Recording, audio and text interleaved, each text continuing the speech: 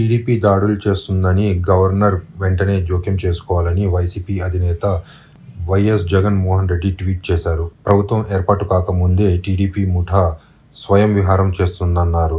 రాష్ట్ర వ్యాప్తంగా తెలుగుదేశం పార్టీ దాడులతో అత్యంత భయానక వాతావరణం నెలకొల్పిందని జగన్ తన ట్వీట్లో పేర్కొన్నారు.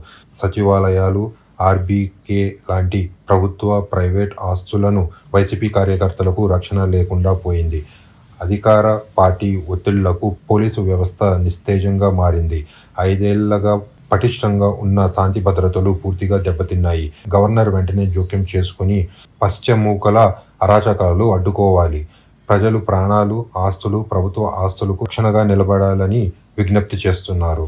టీడీపీ దాడులకు కారణంగా నష్టపోయిన ప్రతి కార్యకర్తకు, సోషల్ మీడియా సైనికులకు తోడుగా ఉంటామని జగన్ ట్వీట్ చేశారు.